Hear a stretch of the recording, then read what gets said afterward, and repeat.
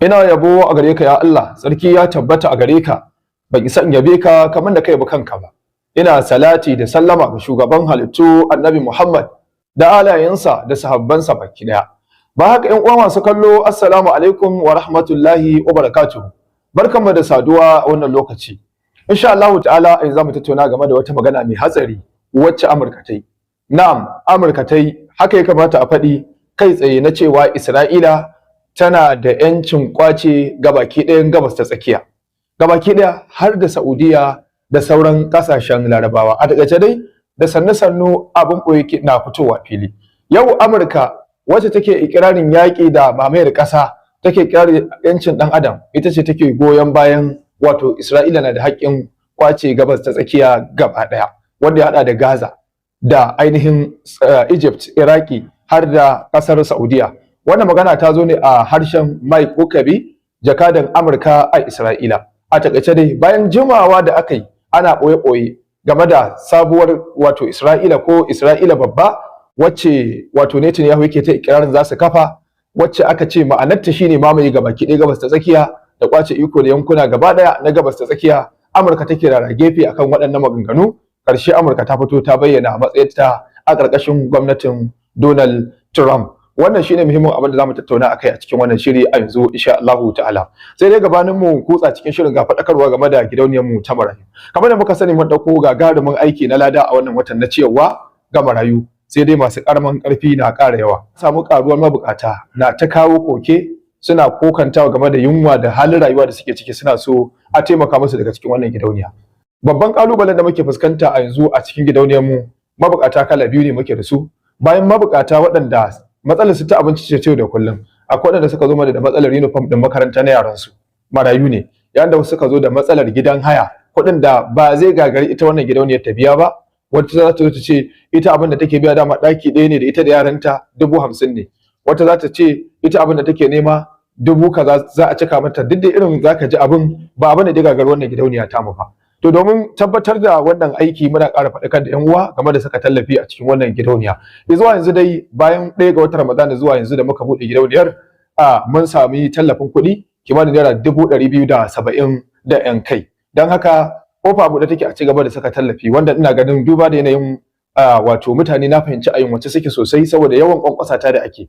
Kiran yayi yawa ta ko ina, waɗanda sun saba ana musu, wasu ma sababbi ne. To insha Allah ta'ala in Allah ya kai mu gobe Litinin, za mu yi batch ta farko, za mu yi rabo na abinci ga marayu gwargwadon abin da zai samu a goban. Daga nan gurin za mu ci gaba da yin batch kamar yadda muka saba, gwargwadon abin da yake shigo mana, gwargwadon abin da za mu ci gaba da tsarawa muna ainihin fitarwa. Don haka kofa abu da take ga masu neman aljanna, kofa abu da take ga masu neman lada, kofa abu da take ga masu rahama da jin kai. Ku saka tallafin ku a cikin asusun mu guda biyu domin ciyar da marayu da masu karamin karfi. Asusu na farko First Bank, suna Abubakar Zubairu, lambobi 20 19 25 44 12. Asusu na biyu shine Jaiz Bank, 00 43 23 691. Abu na gaba shine muna sanar da yan uwa cewa insha Allah ta'ala daga bayan sallah ne za mu fara kai koman ganin wannan gidauniya tamu ta zama cikakken foundation a hukumance. Za mu bi tsare-tsare na gwamnati mu tabbatar da ita wannan gidauniya ta zama tabbatacciyar gidauniya wato a hukumance. Da haka muna neman wato addu'o'inku akan Allah subhanahu wataala ya taimaki ita wannan gidauniya, ya sa ta faɗaɗa, ya sa ayyukan alkhairin ta su ci gaba da amfani da al'umma har zuwa tashin alkiyama. Ba ta bata lokaci ba, bari mu kutsa cikin shirin mu kai tsaye. Jakadan Amurka a Isra'ila Mike Huckabee ya yi wasu maganganu masu kaushi waɗanda suka tashi hankalin duniya, tare da janyo zazzafan martani daga shugabannin ƙasashe da jagorori da masu ra'ayi. Mike Huckabee, jakadan Amurka a Isra'ila, ya yi wata hira ta musamman da ɗan jarida Tucker Carlson.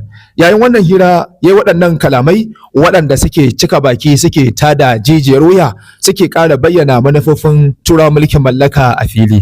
Turawa na'am sun cancanta a kira su da suna turawa mulkin mallaka, ko da ku a ce yanzu an ce an bada 'yancin kai, an ce ana demokuraɗiyya ne, to amma kuma abubuwan da ke fitowa na wato tafiyar siyasar su da salon kamulu da yinsu game da alaƙar ƙasa da ƙasa yana nuna cewa babu wasu dokokin ƙasa da ake kiyayewa, babu wata yarjejeniya da ake darattawa, kawai suna fakewa da su ne, suna yin abin da suka ga dama na mamaya da kwace da bankara da fin ƙarfi. A cikin wannan hira Mike Huckabee ya bayyana matsayar wato Amurka, domin ko da bai ambaci hakan ya alakanta hakan da cewa matsayar Amurka bace. To a matsayinsa na jakadan Amurka Isra'ila waɗannan maganganu, dole za a san cewa ya yi magana ne da yawun Amurka cewa Isra'ila tana da haƙƙi na addini a cikin attaura na ta mamaye wato yankunan da suka faro daga kogin Nil, Misra har zuwa kogin Furat, Iraki.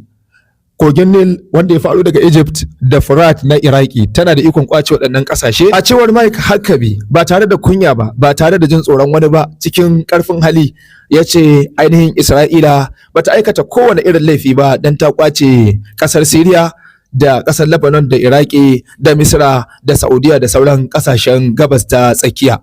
Waɗannan kalamai nasa sun tashi hankalin ɗan jarida Tucker Carlson, inda ya jefa masa tambayoyi masu wato tona asiri, domin tambayoyi ne da waɗanda suka tirsasa ɗan jarida wato shi wannan jakada na Amurka a Isra'ila ya fito ya amayar da dukkan abin da ke cikinsa na muguwar manufar kwace Falastinu da haramta samuwar Falastina akan ƙasarsu da ƙoƙarin kwace ƙasashen Falastina. Ya tabbatar da cewa Falastina ba kowa bane, ba wani abu Falastinu. Isra'ila tana da haƙƙin kwace yankinta da ma sauran yankuna. Wace tambaya ɗan jarida ya masa? Ɗan jarida ya tambaye shi yake cewa me yasa ba za a yi amfani da gwajin ƙwayoyin halitta na DNA ba domin a tantance a tabbatar da su waye suke da haƙƙin zama a waɗannan ƙasashe. Wannan ita ce kakkausar tambaya ta farko mai matuƙar gajiyarwa. Sai kuma tambaya ta biyu, inda yake cewa iyayen Netanyahu sun fito ne daga gabashin Turai da ƙasar Poland. Su kuma waɗannan larabawan da ke Saudiyya da waɗanda ke Iraki da waɗanda ke mutane da ke Egypt da Falasɗinawa duka an riga an san anan suke iyaye da kakanni tun can fil azal, yayin da shi kuma Netanyahu tarihi ya nuna cewa daga Poland ma ya zo, kuma ga shine shugaban kasar wato Isra'ila a halin yanzu. Yaya kenan?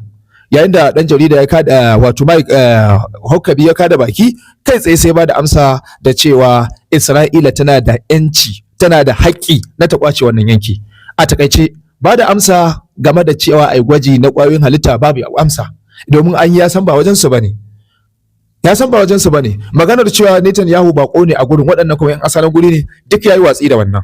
Abin da yake so ya tabbatar Isra'ila tana da yanci saboda ya zo a Bible, a Taura kai sun ce yanci ne na addini. Addinin su ne ba su dama, tana da ikon mamaye duka waɗannan yankuna. Bari mu kalli yadda wannan hira ta gudana a takaice. Because they somehow don't believe that Israel has a right to this land. Do you think Israel has a right to this land? No, you haven't defined what the land is, and you haven't defined who Israel is. So I really don't know. It is the land they're living in now, the border terms. 80% of the Bible happened in Judea and Samaria. But we've also established that the Bible gives Jews the right to occupy the land from the Nile to the Euphrates. So I'm very confused by why we've shrunk the land and why we're Israel has shrunk the land. They have made that decision. Okay. That's why they gave away. So now's the part They've given away a lot of things. Abram's descendants are the ones who have the right to have this land, correct? Yes. Okay. Why don't we do genetic testing on everybody in the land and find out who Abram's descendants are? It's really simple. We've cracked the human genome. We can do that. Why don't we do that? Would you be against doing that? I have no idea what that would prove. I mean, maybe it would be. What do you mean? It would prove who Abram's descendants are and who has a right to live here and who doesn't, according to the theology that you yourself just explained. And so I'm very confused as to why we don't do that.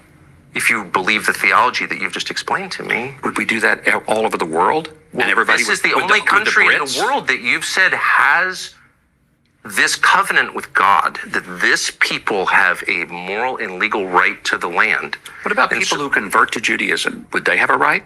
Well, you've just said.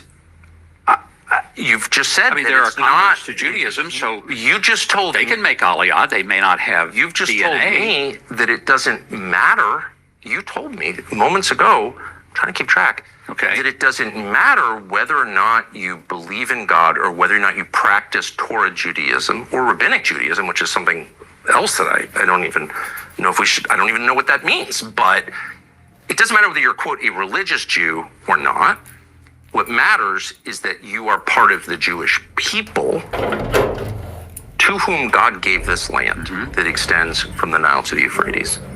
And so if you believe that, wouldn't you want to know with a burning passion who those people are? And because of science, we can now know who those people are. So why aren't we finding out? I guess you could propose a DNA test for everybody who comes here, everybody who lives here. But the I'm point comfortable with secular nation states where it's none. sai wa masu kallo Allah muku rahama bayan waɗannan kalamai na Mike Huckabee jakadin Isra'ila a Amurka a Isra'ila hankula sun tashi kasashen duniya suna ta martani suna ta suka tare da Allah wadai da waɗannan kalamai yadda suke alakanta abin da ya da yunkurin karata da zaune tsaye wanda yana nufin cewa dukkan wani shiri na kawo zaman lafiya zai rushe, dukkan wata yarjejeniya da alakar zaman lafiya za ta yanke, zai haifar da rikici da tashin hankali mai girma a faɗin gabas tsakiya da sauran kalamai na martani da suka da aka rika yi. Idan muka duba waɗannan kalamai na Mike Huckabee zai nuna mana cewa abubuwa uku da ake faɗa duka ƙarya ake yi. Duka waɗannan batutuwa guda uku da ake fakewa da su ƙarya ne, yaudara ake yi, kawai ana amfani da su ne wajen a yaƙi waɗanda za a yaƙa.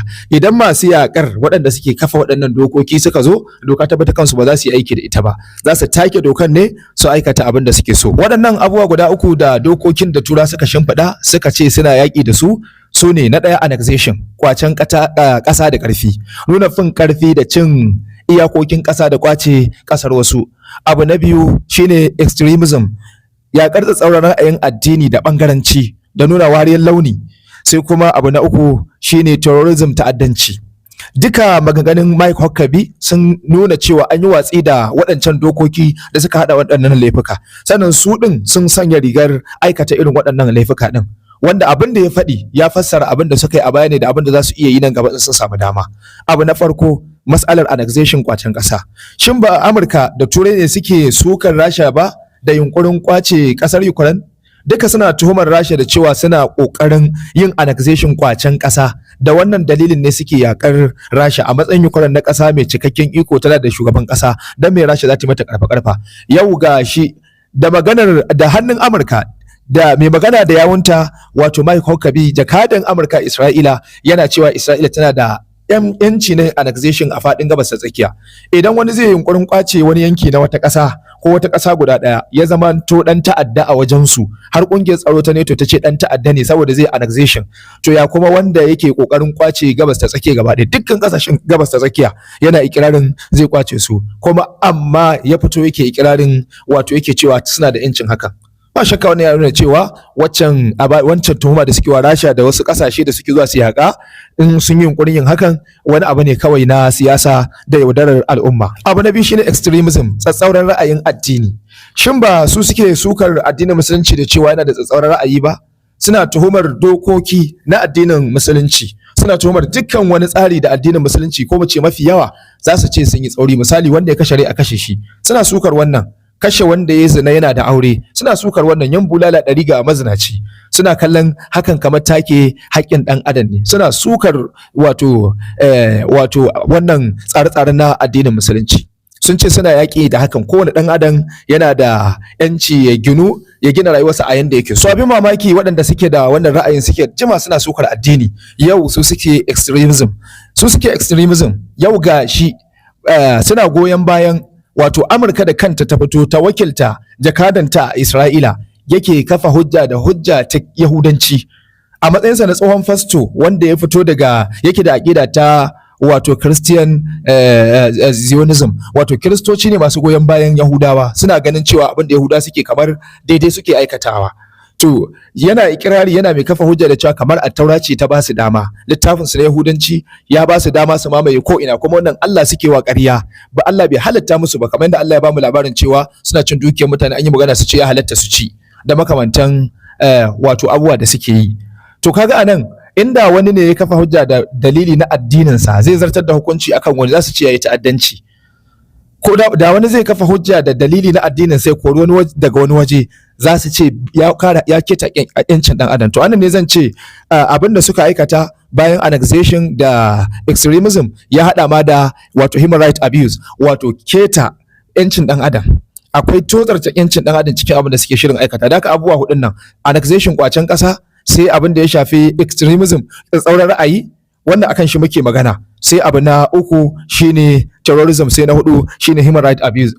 Bari mu dawo mu ci gaba. Da haka a wannan gabar idan muka ci gaba da bayani akan wato abin da ya shafi extremism, tsatsauran ra'ayin wato addini, wannan shine karshen tsatsauran ra'ayin addini.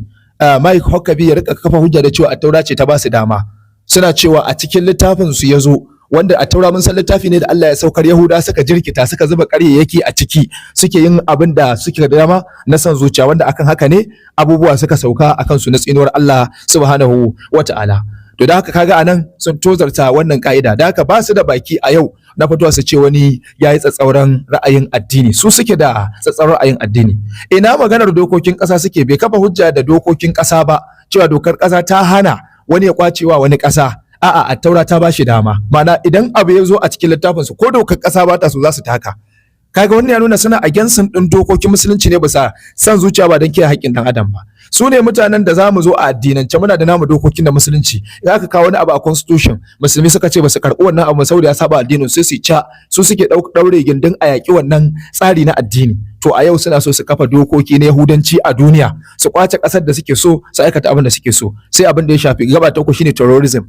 Duk mutumin da za ka kwacewa ƙasa kuma ka salo irin wanda Netanyahu yake bi a Gaza, kashe miliyoyin mutane, rusa birane, kashe mata, kashe yara, lalata asibitoci, lalata makarantu, kisan kiyashi na rashin kan gado wanda ba a taɓa irinsa a duniya ba, kuma da sunan kana so ne za ka yi annexation, ka kwace ƙasar wani da sunan cewa Taura ce ta baka dama. Shin me ya kamata a kira wannan addinin naka? Ka ce littafin ka ne baka dama, me ya kamata a kira wannan addinin naka? Ka kashe mutane, ka kwace biranensu, ka yi duk abin da ka ga dama, kuma ka ce addinin ka ne baka dama. Wannan yana nufin cewa ka fi cancanta sunanta. Allah ya muku rahama. Daga nan za ku gane cewa duk abin da ake jingina wa musulunci ƙarya ake masa. Addinin musulunci bai taɓa zuwa ya kwace ƙasar wasu mutane ya ce su fita daga ƙasar ba, ya rika kashe su yana matsar da su. Addinin musulunci yana zuwa da tsare-tsare ne na zaman lafiya tsakaninsa da musulmi da wanda ba musulmi ba. Yana zuwa da zaman amana da aminci tsakanin 'yan ƙasa waɗannan da waɗancan. To amma su kuma ga abin da suke yi, abin da suka yi a Gaza suna so su yi shi a faɗin gabas ta tsakiya. To wannan ya isa ya zama darasi ga Saudiyya, ya isa ya zama darasi ga Egypt, ya isa ya zama darasi ga Dubai da sauran ƙasashen Laraba da suke saka ci gaba da lamarin mamayar Isra'ila a Gaza. Abin da ta yi a Gaza shine za ta yi a Egypt idan ta samu dama. Abin da ta yi a Gaza shi za ta koma ta yi a ainihin a Saudiyya. Abin da ta yi a Gaza shi za ta yi a Turkiya. Duk ƙasashen musulmai in ta samu dama, abin da Isra'ila za ta yi musu kenan, ta mamaye. Kaga kenan ba haƙi suke da kowa ba sai al'ummar gabas ta tsakiya, musamman ƙasashen musulmai da Larabawa. To da haka wannan ya isa ya farkar da su, ya nuna musu shirin waɗannan mutanen. Hatta dokoki, shirye-shiryen zaman lafiya na Trump da ake kawowa, da matsin lambar da ake wa Iran, duka yana komawa ne ga kokarin faɗaɗa wannan muradin na Isra'ila, shirye mamayar ta gabas tsakiya domin tabbatar da Great Isra'ila, babbar Isra'ila wacce ta haɗe manyan ƙasashen gabas ta tsakiya, kamar da Netanyahu ya jima yana nuna map ɗin ɗauke da bayanin haka. Da haka wannan ya tabbatar. Bari mu tafi kan gaba ta gaba, shine abin na ƙarshe da muka cike da shi, shine wato human right abuse, wato keta tozarta haƙƙin ɗan adam. Ba shakka yanda aka sa a dokokin ƙasa, idan da ake ta yayata human right, da wata yarjejeniya sai sun soka human right a jiki, in ta shafi al'umma sai sun shigo da wannan. Suna gina komai ne akan ƙarƙashin doron human right. To anan za mu ce me ake nufi da human right kenan? Shin human right kiyaye haƙƙin wani ne? Idan wannan ake nufi, me yasa ba za a kiyaye haƙƙin Falastinawa ba? Me yasa mata da yaran Gaza suka tashi daga matsayin human? Ba za a musu humanity ba? Su ɗin ba human being bane ba? Me yasa ake kashe su, ake tozarta su, ake wulakanta su, wanda yake aikata masa hakan har yanzu bai zama dan ta'adda ba a wajen Amurka? Ƙarshe ma Amurka ta ce yana da yancin ya ci gaba da aikata haka. Shin wannan ba tozarta wannan dokar ta human right ba ce? To kaga kenan ba shakka akwai matsala. Sannan idan muka duba yanda a duniya duk inda aka samu wani mai laifi an kama shi, za a masa hukunci, sai su ce wata kungiya ta fita ta ce an tozarta haƙƙin ɗan adam, ko wasu 'yan ta'adda da suke abu a waje a musu wani mugun kisa, sai ka ji wata kungiya ta yi magana an tozarta ɗan adam. Abin mamaki ne wannan, amma abin da Isra'ila take a Gaza ɗan kaɗan kake iya ji irin waɗancan ƙungiyoyin sun yi magana, wanda ya nuna cewa akwai wata a ƙasa. Da haka wannan duka kukan kurciya ne, wanda Bahaushe ke cewa jawabi ne ya ishi mai hankali, me ake cewa ya ishi mai hankali natsuwa, ko magana makamancin haka, ruwa cikin cokali ya ishi mai hankali wanka. To a ƙarshe muna roƙon Allah subhanahu wata'ala ya mana gamdakatar, ya bamu dacewa duniya da lahira. Wa sallallahu wa baraka ala nabiyyina Muhammadin wa alihi wa sahbihi wa sallam. Subhanakallahumma wa bihamdik, ashhadu an la ilaha illa anta, nastaghfiruka wa natubu ilaik.